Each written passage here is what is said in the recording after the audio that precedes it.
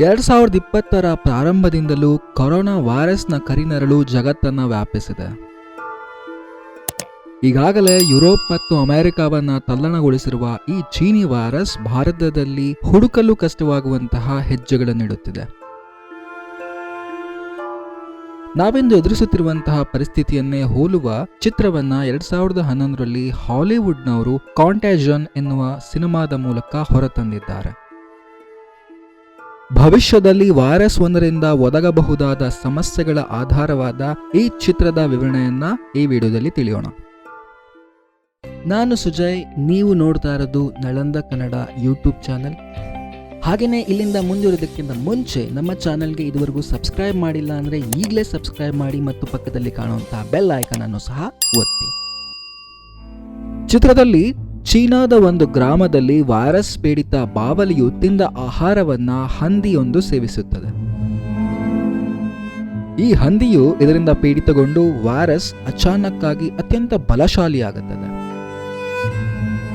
ಈ ರೋಗಗ್ರಸ್ತ ಹಂದಿಯನ್ನ ಚೀನಾದ ಮೆಕಾವ್ನ ಕ್ಯಾಸಿನೋದಲ್ಲಿ ಖಾದ್ಯಕ್ಕೆ ಬಳಸುತ್ತಿದ್ದವನೊಬ್ಬ ಹಾಂಗ್ಕಾಂಗ್ಗೆ business trip ಎಂದು ತೆರಳಿದ್ದ ಬೆತ್ ಎಂಬ ಮಹಿಳೆ ಜೊತೆ ಕೈಕುಲುಕಿದ ಕಾರಣ ಅದು ಮನುಷ್ಯನ ಮೇಲೆ ಮೊಟ್ಟ ಮೊದಲ ಬಾರಿಗೆ ಲಗ್ಗೆ ಇಡುತ್ತದೆ. ನಂತರ ಬೆತ್ ಕೈಕುಲುಕಿದ ಅಥವಾ ಅವಳು ಮುಟ್ಟಿದ ವಸ್ತುವನ್ನು ಮುಟ್ಟಿದವರಿಗೆಲ್ಲ ಈ ವೈರಸ್ ತಗುಲತೊಡಗುತ್ತದೆ.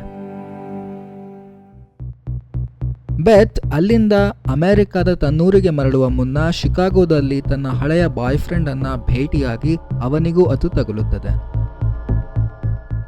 ನಂತರ ಈ ವೈರಸ್ ಒಂದೆರಡು ದಿನಗಳಲ್ಲಿ ಕ್ಯಾಸಿನೋದ ಮೂಲಕ ಟೋಕಿಯೋ, ಲಂಡನ್ ಮತ್ತಿತರ ನಗರಗಳಿಗೂ ಹರಡತೊಡಗುತ್ತದೆ. ಬೆತ್ ತನ್ನ ಮನೆಗೆ ತಲುಪಿದಾಗ ಅವಳನ್ನು ಅಪ್ಪಿಕೊಳ್ಳುವ ಅವಳ ಮಗನಿಗೂ ಸೋಂಕು ತಗುಲುತ್ತದೆ. ಅತ್ಯಂತ ಅಪಾಯಕಾರಿಯಾದ ಈ ವೈರಸ್ನಿಂದ ತಾಯಿ ಮತ್ತು ಮಗ ಇಬ್ಬರು ಹಠಾತ್ ಸಾವಿಗೀಡಾಗುತ್ತಾರೆ.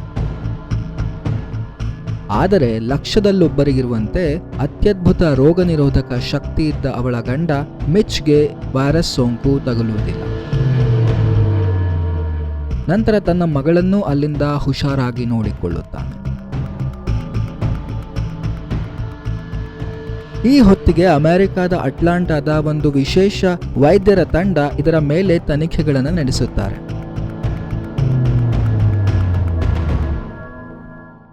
ಆದರೆ ತನಿಖೆಯ ಸಲುವಾಗಿ ರೋಗಿಗಳನ್ನ ಪರೀಕ್ಷೆ ನಡೆಸುವ ಡಾಕ್ಟರ್ ಮೀರ್ಸ್ಗೂ ಈ ವೈರಸ್ ತಗುಲಿ ಅವಳು ಮೃತಪಡುತ್ತಾಳೆ. ಈ ಹೊತ್ತಿಗೆ America, Europe, Bharat, China, middle East ಇನ್ನು ಬಹುತೇಕ ರಾಷ್ಟ್ರಗಳಿಗೆ ಇದರ ಸೋಂಕು ವ್ಯಾಪಿಸಿಬಿಡುತ್ತದೆ.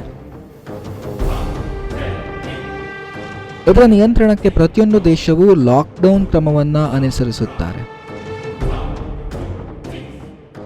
ಇಷ್ಟಾದರೂ ಸೋಂಕಿತ ವ್ಯಕ್ತಿಗಳ ಸಂಖ್ಯೆ ಹೆಚ್ಚುತ್ತಲೇ ಹೋಗುತ್ತದೆ ಮತ್ತು ಇಡೀ ಜಗತ್ತು ಸಂಪೂರ್ಣ ಮೂಕಸ್ತಬ್ಧವಾಗಿ ಬಿಡುತ್ತದೆ.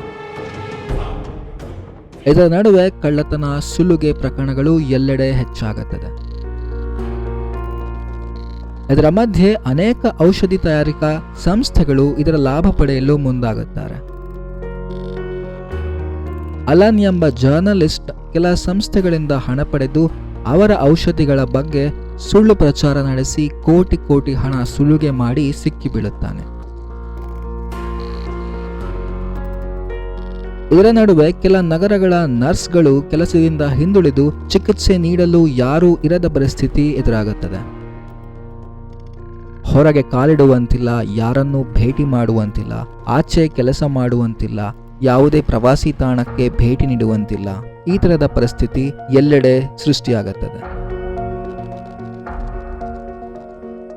ವಿಜ್ಞಾನಿಗಳ ತಂಡ ಲಸಿಕೆಯನ್ನು ಸಿದ್ಧಪಡಿಸಲು ಅನೇಕ ಪ್ರಯತ್ನಗಳನ್ನು ನಡೆಸಿದರೂ ಫಲಕಾರಿಯಾಗುವುದಿಲ್ಲ. ಈ ಪ್ರಯೋಗಗಳಿಗೆ ಪಾಪ ಅನೇಕ ಮಂಗಗಳು ಬಲಿಯಾಗುತ್ತವೆ. ಅಂತಿಮವಾಗಿ 57ನೇ ಬಾರಿ ತಯಾರಿಸಿದ ಲಸಿಕೆಯನ್ನು ಅದನ್ನು ತಯಾರಿಸಿದ ವಿಜ್ಞಾನಿಯೇ ತನ್ನ ಮೇಲೆ ಪ್ರಯೋಗಕ್ಕೆ ಮುಂದಾಗುತ್ತಾಳೆ. ಲಸಿಕೆಯನ್ನು ತೆಗೆದುಕೊಳ್ಳುವ ಆ ವೈದ್ಯೆ ವೈರಸ್ ಸೋಂಕಿಗೆ ತುತ್ತಾಗಿದ್ದ ತನ್ನ ತಂದೆಯೊಡನೆ ತುಂಬಾ ಹತ್ತಿರದಲ್ಲಿ ಕೆಲ ಗಂಟೆಗಳ ಕಾಲ ಕಳೆಯುತ್ತಾಳೆ. ಆದರೆ ಲಸಿಕೆ ಫಲಕಾರಿಯಾಗಿ ಅವಳಿಗೆ ಈ ವೈರಸ್ ಸೋಂಕು ತಗುಲುವುದಿಲ್ಲ. ಈ ಲಸಿಕೆಯ ಫಲಕಾರಿಯಾದ ಹಿನ್ನೆಲೆಯಲ್ಲಿ ವಿಶ್ವ ಆರೋಗ್ಯ ಸಂಸ್ಥೆ ಅಥವಾ WHO ಇದರ ಬಳಕೆಗೆ ಅಂಗೀಕಾರ ನೀಡುತ್ತದೆ. ಆದರೆ ಈ ಲಸಿಕೆಯನ್ನು ಜನರಿಗೆ ನೀಡುವಾಗಲೂ ಅಮೆರಿಕ ಮತ್ತು ಯುರೋಪಿಯನ್ ರಾಷ್ಟ್ರಗಳು ಮೊದಲು ಬಳಸಿ ಇತರ ದೇಶಗಳಿಗೆ ಮೋಸ ಮಾಡುತ್ತಾರೆ. ಜಗತ್ತಿನಾದ್ಯಂತ 2.6 ಕೋಟಿ ಜನರ ಪ್ರಾಣ ತೆಗೆಯುವ ವೈರಸ್ನಿಂದ ಸಂಪೂರ್ಣ ಜನಜೀವನವೇ ಅಸ್ತವ್ಯಸ್ತಗೊಳ್ಳುತ್ತದೆ. ನಂತರ ಲಸಿಕೆಯ ಬಳಕೆಯ ಕಾರಣ ಈ ವೈರಸ್ನ ಸೋಂಕಿಗೆ ತುತ್ತಾಗುವವರ ಸಂಖ್ಯೆ ಕಡಿಮೆ ಆಗುತ್ತಾ ತೊಡಗುತ್ತದೆ. ಕೆಲವು ತಿಂಗಳುಗಳ ಬಳಿಕ ಇಡೀ ಜಗತ್ತು ಮತ್ತೆ ಸಹಜ ಸ್ಥಿತಿಗೆ ಮರಳುತ್ತದೆ. ಹೀಗೆ ಕಣ್ಣಿಗೆ ಕಾಣದ ಒಂದು ಚಿಕ್ಕ ವೈರಸ್ ಇಡೀ ಜಗತ್ತನ್ನೇ ನಡುಗಿಸಿಬಿಡುತ್ತದೆ. ನಾವು ಕೂಡ ಇಂದು ಇದೇ ರೀತಿಯ ಪರಿಸ್ಥಿತಿಯಲ್ಲಿ ಇದ್ದೇವೆ.